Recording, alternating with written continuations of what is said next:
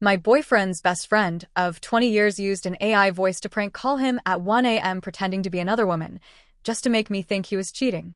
Now my boyfriend doesn't want to cut him off, and I'm questioning everything. It was around 1 a.m. when my boyfriend's phone suddenly rang beside me. We were both half asleep, tangled under the blankets at my house, when that loud VRRR jolted us awake. He reached for it groggily, squinting at the screen. It was a *67 number. Blocked. Unknown. He frowned, hit reject, and muttered, "Who the hell calls at this hour?" Not even 5 seconds later, it rang again. Same number. This time, curiosity got the better of him. He put it on speaker, his voice still heavy with sleep. "Hello." There was a pause, too long of a pause, and then a woman's voice, cheerful, almost flirty, said, "Hey, this is Abigail." My heart dropped a little. Abigail? Who the hell was Abigail? He blinked, confused, rubbing his eyes. Who? The voice repeated. "It's Abby." Still cheerful, still weirdly enthusiastic. He glanced at me, his eyebrows furrowed. "I don't know who that is." For a second, I thought it was maybe a drunk wrong number or some kind of scam, but something about her tone was too personal. Then she said, "I just wanted to wish you a happy belated birthday." That's when the air in the room changed. My boyfriend's birthday was just a couple of weeks ago, not exactly public information. He sat up straight, his tone shifting from sleepy to irritated. "Who is this?" he demanded. And then came the line that made both of us go cold. "Oh, Angie must be next to you." I froze. "Angie. That's me." Before I could even react, he hung up. We stared at each other in complete disbelief, both of us wide awake now, adrenaline pumping. The call hadn't sounded normal. There were strange pauses, those awkward, empty seconds between her words where you could tell the background noise had cut out completely, like an audio glitch. And when she spoke, her voice didn't sound quite human. It was almost too clean, too smooth, like something artificial trying to sound natural.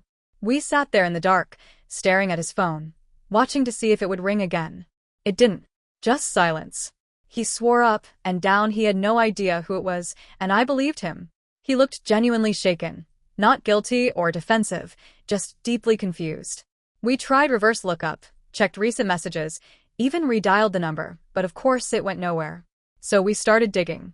We Googled phrases like AI voice call prank and fake voice generator, and that's when we stumbled onto something that made my stomach twist, an app called Voice.ai. It lets you replicate or create voices that sound eerily real. And one of the demo samples on YouTube sounded almost identical to the voice from the call. Same tone, same inflection. That's when everything clicked. This wasn't just some random telemarketer or ex or wrong number. Someone we know used an AI voice to fake a call.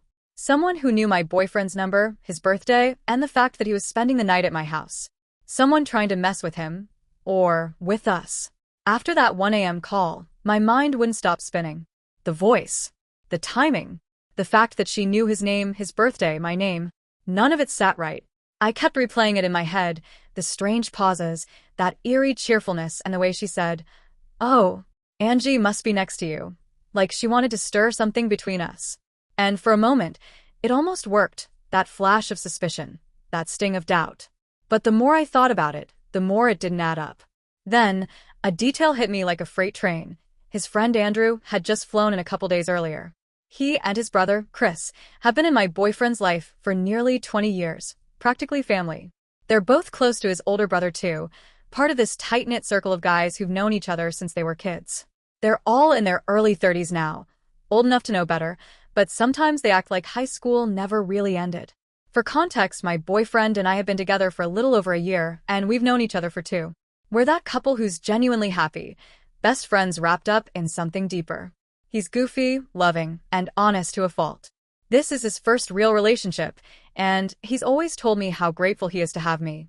He's proud of what we have, and maybe that's exactly what ruffled some feathers.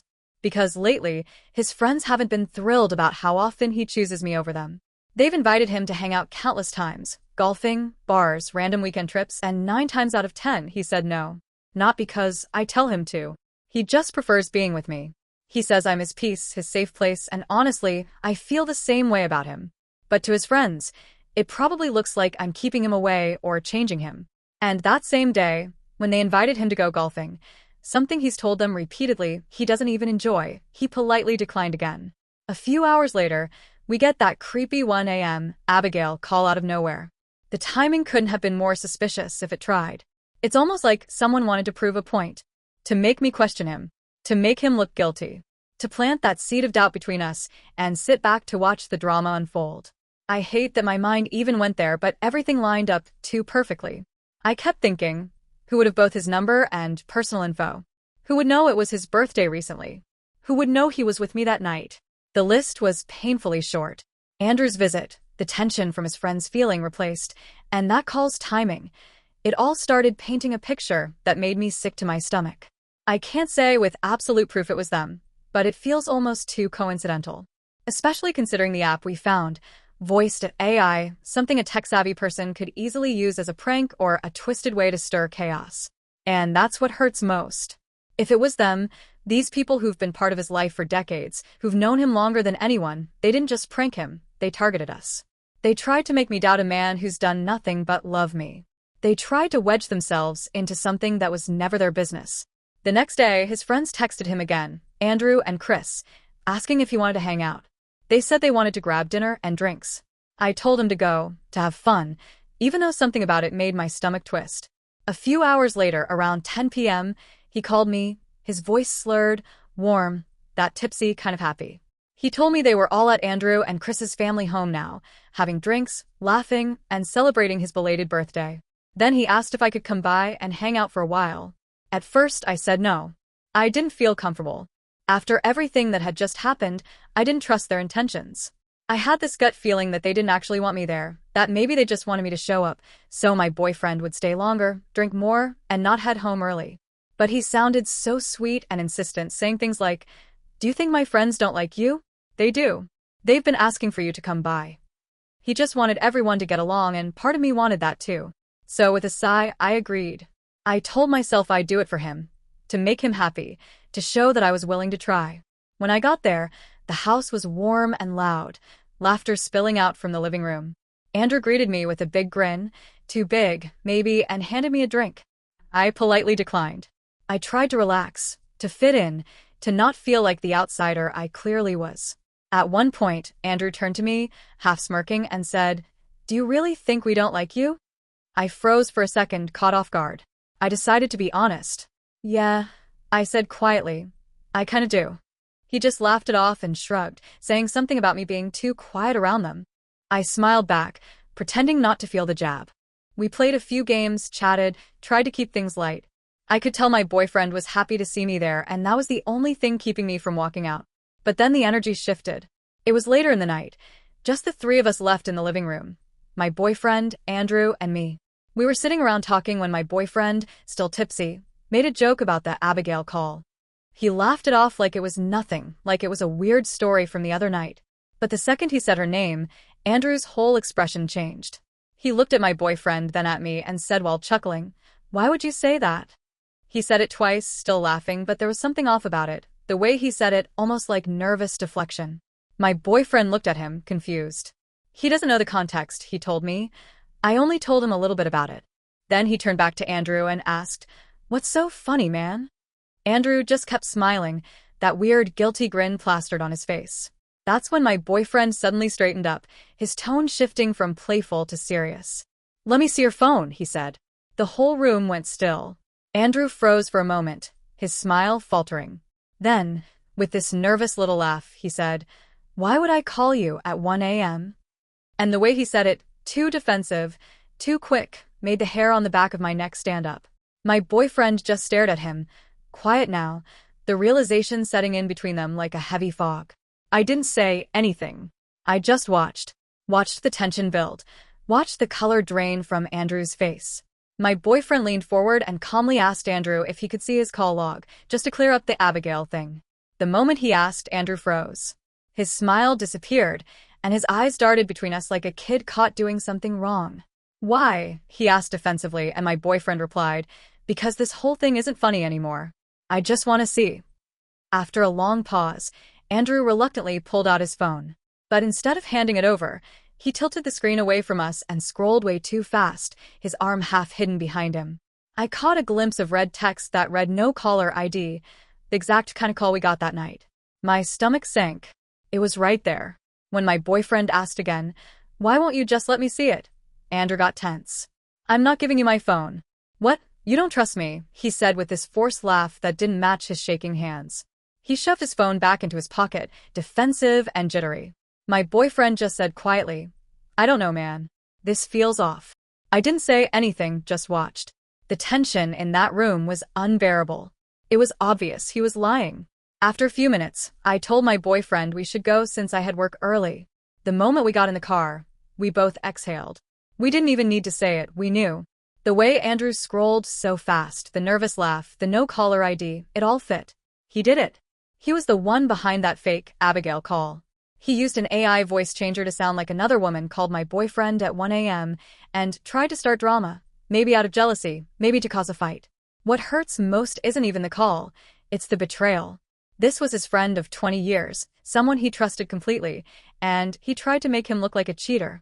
My boyfriend has confronted him twice, and every time, Andrew lies and plays dumb. It's disgusting.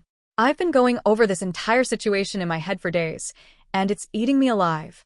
My boyfriend and I agreed that we'd talk in person about what happened, about how to move forward, or if we even can.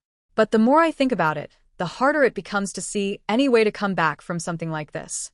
This wasn't just a joke gone wrong or a misunderstanding. This was a calculated betrayal, one that was meant to break trust, to create doubt, to sabotage what we've built together. And the fact that it came from someone he's called a best friend for 20 years makes it even harder to wrap my head around. I told my boyfriend that, in my eyes, this isn't something that can just be talked through or forgiven with time. The moment someone deliberately tries to plant suspicion and hurt in your relationship, they've shown exactly what they're capable of. To me, continuing that friendship would be a slap in the face, not only to me, but to the relationship we've worked so hard to build. He says he's torn. I understand that, truly I do. 20 years of friendship is a lifetime. There are memories, loyalty, shared experiences, things I can't fully grasp because I wasn't there. But there's a difference between loyalty and blindness. There's a point where you have to decide what kind of people you want in your life, the ones who support your happiness or the ones who quietly try to destroy it. He told me that if anything else happens, even the smallest thing, then he'll cut Andrew off. But that logic makes no sense to me. Why wait for more damage to happen? Why give someone who's already betrayed you another chance to do it again? It hurts to hear him say that. It feels like I'm fighting for us while he's fighting to keep a friendship that's already proven to be toxic. What makes it worse is that Andrew, and probably his brother too, won't admit anything. There's been no apology, no explanation, not even a pathetic "it was a prank" to give some closure. Just silence. That silence says everything. It's cowardly, manipulative, and cruel. At the restaurant, and even that night when I came over, they acted like nothing happened. They smiled, joked, and even went out of their way to say how much they'd love for me to hang out more. As if I don't see straight through that. I know exactly what that invitation meant. They're trying to save face, to pretend there's no tension so they don't look like the villains. But I'm not stupid. And the thing is, my boyfriend believed them. He really did. He thought they genuinely wanted to include me, to welcome me. Seeing him so happy about it broke my heart, because I know the truth. They don't want me around. They just want to keep control over him, to make sure he stays their guy first and my partner second. I've been crying on and off for days. My chest feels heavy all the time. I can't sleep, I can barely eat. The stress is physically making me sick. And it's not just this. My best friend's little brother passed away suddenly last Thursday. I'm trying to keep up with my nursing school workload, but I can barely focus. I love my boyfriend deeply, but this entire situation has shaken me to my core.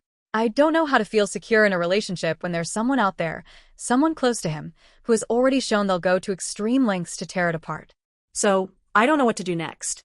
I don't want to give ultimatums, but part of me feels like I already have. If he chooses to keep that friendship, I don't know if I can keep pretending that everything's okay. I can't unsee the red flags, or unfeel this pit in my stomach.